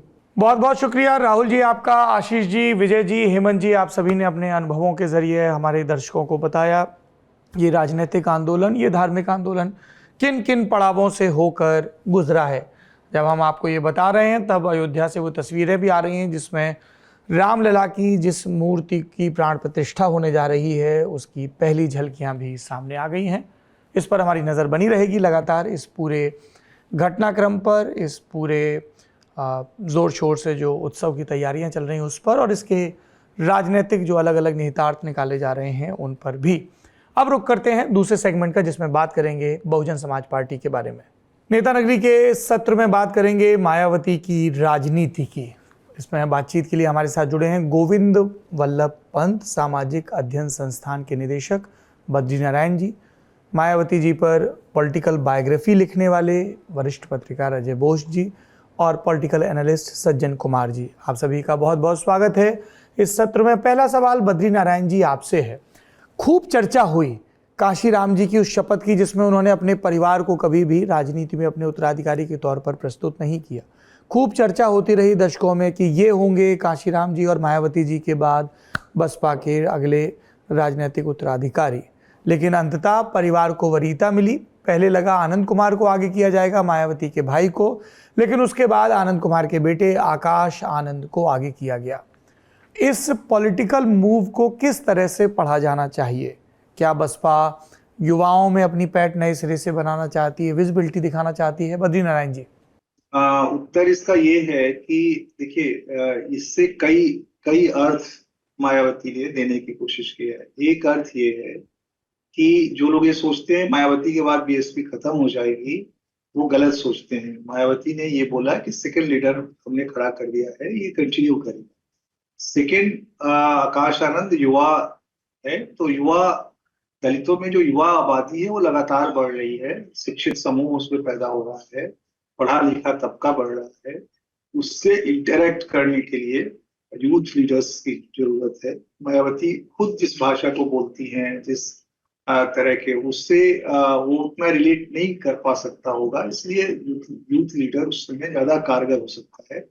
और आकाश आनंद उसके पहले सोशल मीडिया देखते रहे हैं, और युवा दलित यूथ भी बड़ी संख्या में पिछले दिनों सोशल मीडिया पर आए हैं और इस साइबर स्पेस में या ट्रैवलिंग।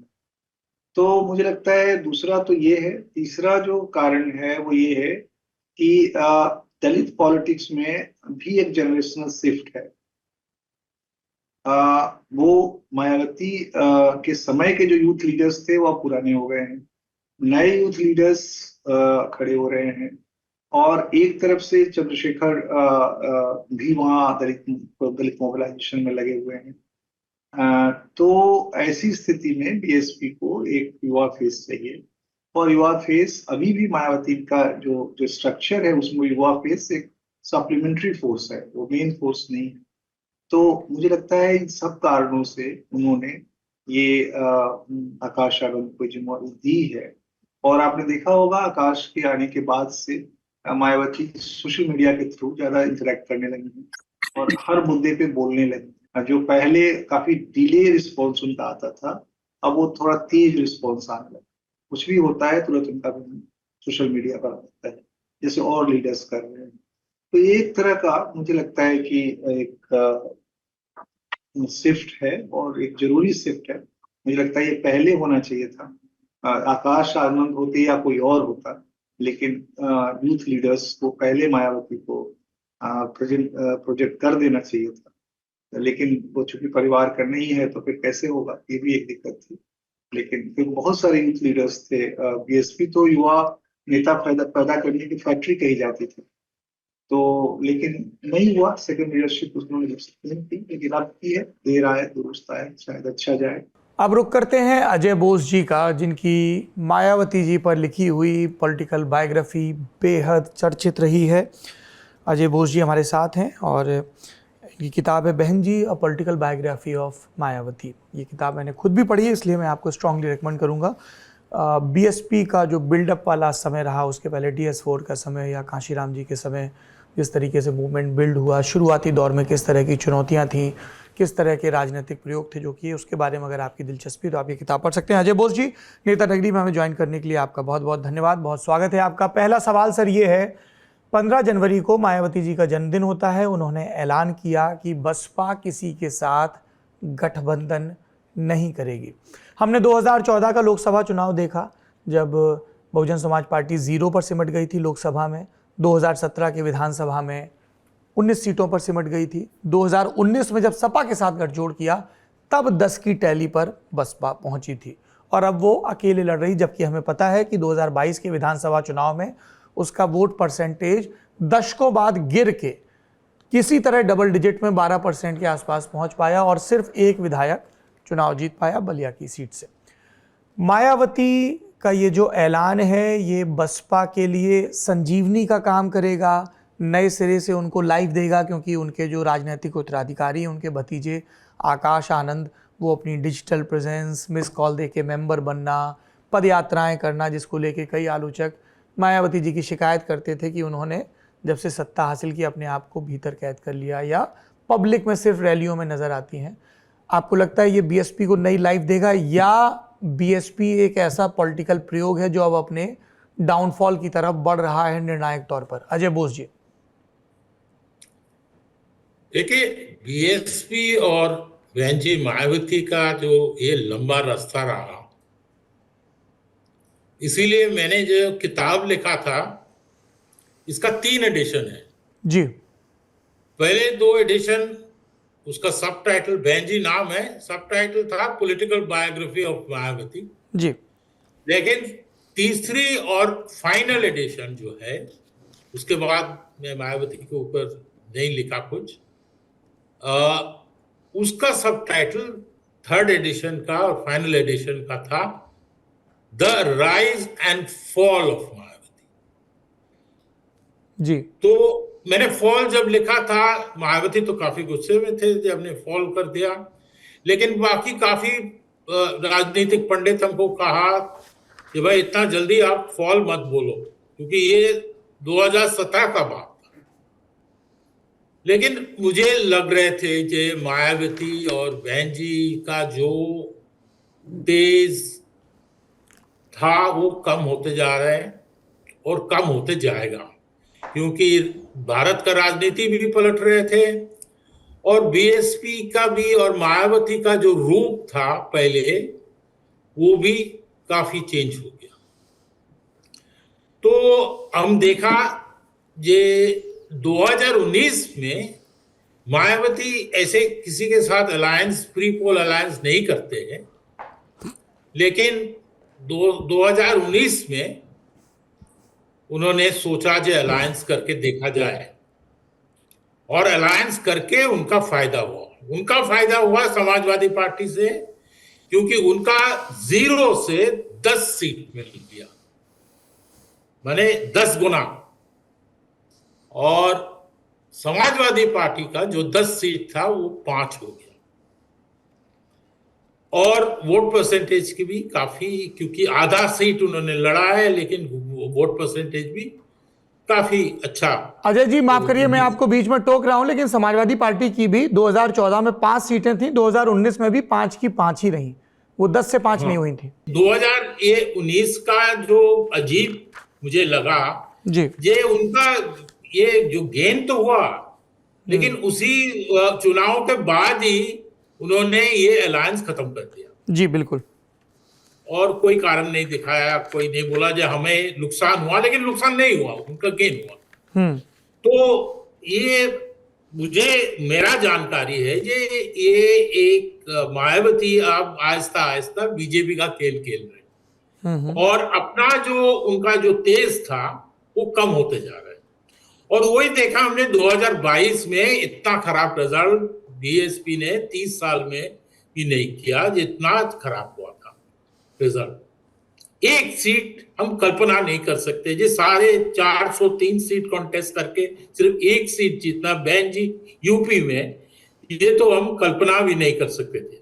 तो अब आ रहे, आप देखिए 2024 का लोकसभा इलेक्शन, और मायावती का ऊपर प्रेशर था, मेरा जानकारी है ये उनका मुस्लिम एमपी से खास तौर पे, क्योंकि काफी मुस्लिम एमपी है उनके पास, ये आप थोड़ा अलायंस कर लो किसी से, और मेरे ख्याल पे कोशिश किया, पब्लिक में नहीं ये मानेगा नहीं, लेकिन कोशिश किया। तो अखिलेश बिल्कुल खिलाफ था, और अब जब ये कांग्रेस रिसेंट जो इलेक्शन हुआ उन्होंने बहुत खराब रिजल्ट दिखाया, तो कांग्रेस का भी बार्गेनिंग पोजीशन कुछ नहीं रहा, तो अखिलेश का बात मानना पड़ा कि मायावती ये अलायंस में, इंडिया अलायंस में नहीं शामिल होगा। और अब फिर अभी अभी मायावती का भी बयान आया है जो उन्होंने सोलो जाएगा, वो किसी से अलायंस नहीं करेगा। लेकिन उनको कहना जे हम जानबूझ के ये अलायंस नहीं कर रहे हैं, ये मेरे ख्याल पे करेक्ट पोजीशन नहीं है।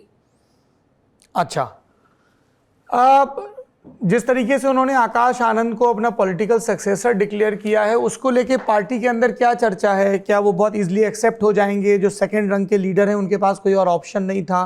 क्या Akash Anand new age politics कर सकते हैं या it's a gone case now?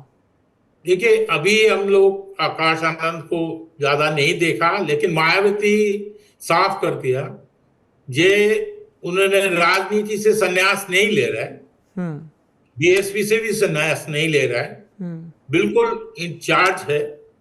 और ये भी बड़ी बात है जो आकाश आनंद यूपी इलेक्शन का जो है, और अब यूपी में ही बीएसपी का कुछ जोर है, बाकी जगह में तो काफी कम हो गया बिल्कुल ही। तो यूपी में मायावती इंचार्ज है, बिल्कुल हैंड्स ऑन। तो मेरे ख्याल पे आकाश आनंद का रोल अभी जांच करना बड़ा मुश्किल है। मुझे लगता बहुत मुश्किल होगा मायावती को रिप्लेस करने, और वो पुराना बीएसपी को फिर शुरू करने बहुत मुश्किल होगा। ये एक हम लोग कभी सोच नहीं सकते थे पहले। देखिए, हम कम से कम 50 साल हो गया राजनीति जर्नलिज्म कर रहे हैं, और मायावती और कांशीराम ये दोनों जो लीडर था, काफी वो रोमांचक लीडर हम कह सकते हैं, जिसको ऐसे कोई लीडर इंडिया में नहीं देखा गया। लेकिन इनका भी कांशीराम का तो डेथ ही हो गई, और उनके बाद मायावती पावर में आए, लेकिन कुछ कर नहीं पाया, इनको आगे नहीं बढ़ पाया। क्योंकि एक टाइम में था ये हम भी सोचते जो मायावती शायद प्रधानमंत्री भी बन सकते, क्योंकि जिस तरह से बीएसपी बढ़ रहे थे, वो लग रहे थे जो कुछ कहीं बहुत ऊंची जगह पहुंच जाएंगे, लेकिन वो नहीं हुआ और नीचे जाने लगा, और बार बार हार के ये अब 20 साल हो गया अपने लिए। हाँ, ये अब बहुत मुश्किल है। अजय जी, क्या गलत क्या हुआ? मतलब 2007 में आपने जैसे जिक्र किया, हर कोई आश्चर्यचकित था, बसपा अपने दम पर उत्तर प्रदेश में बहुमत लेकर आई, और 2009 में लोकसभा चुनाव हुए, उसके पहले लेफ्ट दल भी उनके पीछे लामबंद होने लगे कि ये अगली प्रधानमंत्री हो सकती हैं। पर 2012 के बाद से जो डाउनफॉल हुआ, क्या आपको 2-3 बड़े रीजन दिखते हैं बीएसपी के इस एपिक डाउनफॉल के? देखिए, एक तो भारत का राजनीति जब से नरेंद्र मोदी आए काफी चेंज हो गया, और ये जो पोस्ट मंडल एक पॉलिटिक्स चल रहे थे, वो भी बिल्कुल चेंज हो गया। क्योंकि मायावती जब 2007 में क्लियर मेजॉरिटी लेके आए, वो एक ब्राह्मण सपोर्ट से आए थे। ये हम कल्पना नहीं कर सकते थे जब ब्राह्मण ने दलित पार्टी को सपोर्ट देगा, लेकिन उन्होंने दिया है। और उसका पहले भी जब कोalition गवर्नमेंट में आए, ये अटल बिहारी वाजपेयी, मुरली मनोहर जोशी, ये काफी ब्राह्मण, नरसिम्हा राव, कई ब्राह्मण लीडर ने उनको सपोर्ट दिया था, क्योंकि उस टाइम में उनको लगा, ब्राह्मण लीडरशिप को लगा कि मुलायम सिंह यादव से थ्रेट ज्यादा है और वो मायावती का हेल्प ले सकता है, बसपा का हेल्प ले सकता है। लेकिन ये सब चेंज हो गया जब नरेंद्र मोदी आए, और वो नहीं रहा। दूसरी बात है, जो मायावती का जो 5 साल राज रहा था, उसमें ना ब्राह्मण खुश हुआ, ना दलित खुश हुआ, तो उससे उसका पतन शुरू हुआ। क्योंकि जो एक्सपेरिमेंट कर रहे थे ब्राह्मण दलित अलायंस, और उसमें मुसलमान भी कुछ जुड़ रहे थे, वो नहीं बना। और उन्होंने बहुत कोशिश किया। एक बार 2000 मेरे ख्याल पे 12 में एक दलित मुस्लिम अलायंस भी शुरू किया था, वो भी नहीं बना। तो मेरे ख्याल पे मायावती का जो ऑर्गेनाइजेशन था बीएसपी का, बहुत तगड़ा मजबूत था, वो भी टूटने लगा। और फिर तीसरी बात, सबसे बड़ी बात है उसका टिकट सिलेक्शन, सीट सिलेक्शन। वो भी काफी लोग कहते हैं ये पैसे के लिए, ये भी हाँ पैसे से लोग खरीदते थे सीट, ये भी उनकी हानि किया। तो मेरे ख्याल पे सब मिला के 3-4 कारण है ये जो बहन जी का इतना स्टेडी डाउनफॉल हुआ। अजय जी, आखिरी सवाल, मायावती जी के इस समय राजनीतिक सलाहकार कौन है? कौन से लोग हैं जो उनकी किचन कैबिनेट को बिल्ड करते हैं, जो उनके विश्वस्त लोग हैं, जिनके जरिए वो अभी भी अपनी रणनीति बनाती हैं, अपने पॉलिटिकल मैसेजेस भिजवाती हैं या दूसरी पार्टियां अप्रोच करती हैं तो किन लोगों के थ्रू करती हैं? पहले तो हमें कभी सतीश चंद्र मिश्र दिखते थे, उसके पहले बाबू सिंह कुशवाहा और गया चरण दिनकर और नसीमुद्दीन सिद्दीकी का जो वो बांदा ट्रोइका था वो नज़र आता था, और भी लोग अलग अलग। इस समय कौन से लोग हैं जो बहन जी के पॉलिटिकल एडवाइज़र हैं? अच्छा सवाल है, लेकिन मेरे ख्याल पे अब कोई नहीं है। अब मेरे ख्याल पे कोई खास, क्योंकि सतीश मिश्रा भी, बाकी लोग तो सारे चले गए जी, जिसका आपने नाम लिया जी, लेकिन सतीश शर्मा मेरे ख्याल पे, सतीश मिश्रा है, लेकिन उनका भी ऐसी सलाह मेरे ख्याल पे नहीं लेते जी। तो अभी बहन जी अपने आप ही सोचते हैं। लेकिन सबसे मिसिंग जो है कांशीराम। अगर कांशीराम होता तो बीएसपी का ये हालत नहीं होता मेरे ख्याल, क्योंकि कांशीराम को मैं 1980 से जानता हूँ। मैं पहला जर्नलिस्ट था पीवीआर शेनॉय के साथ जो कांशीराम से दोस्ती किया, और कांशीराम जो कहते हैं आइडियाज मैन था। बहन जी तो था, वो काम करते थे, लेकिन कांशीराम का बहुत तेज पॉलिटिकल एक्यूमेन था। हाँ, जो पॉलिटिकल थिंकिंग था कांशीराम का एक अलग टाइप की था। तो कांशीराम अपने आप को चेंज कर लेते थे, सिचुएशन जैसे चेंज करते थे, लेकिन मायावती का वो नहीं, मुझे तो दिख नहीं रहा। सर, आपने तो बायोग्राफी लिखी है उनकी, आपकी कई बार बहन जी से मुलाकात हुई होगी, कुछ तजुर्बे बताएंगे आप? उनके इंटरेक्शन उनके साथ कैसा रहा, रणनीति के तौर पर क्या आपने ऑब्जर्व किया? देखिए, बहन जी ज्यादा बात नहीं करती। बहन जी को पास अगर जाओ तो ऐसे नहीं है, बहुत लीडर है, बिल्कुल कांशीराम की उल्टा। कांशीराम से हम बात करते थे तो घंटे घंटे घंटे घंटे चले जाते थे, इधर उधर वो बात करने चाहते हैं, उसका ये बात करने का चर्चा था। बहन जी का तो सीधे भाई बात जल्दी करो,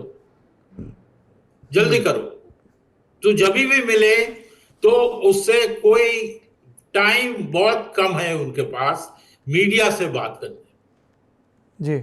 और आपने देखा होगा इंटरव्यू भी बहुत कम देते हैं।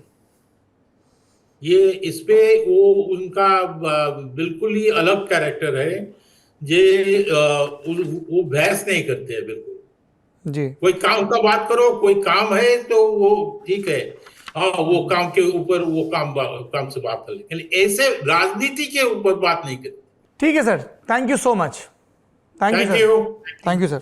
अजय बोस जी को सुना, अब रुक करते हैं सज्जन कुमार जी का। सज्जन जी, एक बात कही जा रही है कि मायावती के तेवर अब उतने तीखे नहीं रहते हैं सत्तारूढ़ भारतीय जनता पार्टी को लेकर, प्रदेश में भी और देश में भी सब इल्जाम लगाते हैं कि वो बी टीम बनकर रह गई, हालांकि वो खुद इस इल्जाम का प्रमुखता से विरोध करती हैं। आपकी एनालिसिस क्या है? ये आरोप लगाना कि बीएसपी इसलिए नहीं जुड़ रही है कि उसके अंदर कुछ साठगांठ है या वो डर गई है, ये बड़ा ही एक जिसे कहते हैं गिल्ट ट्रैप करना, कि आप बीएसपी को गिल्ट ट्रैप कर। आखिर आपकी लड़ाई बीएसपी क्यों लड़े? अगर वो अपने कोर को बचा ले जाती है तो निश्चित तौर पे आने वाले समय में और भी बाकी पिछड़े हों, अगड़े हों या मुस्लिम समाज से हों, उनके जुड़ने की संभावना बची रहेगी।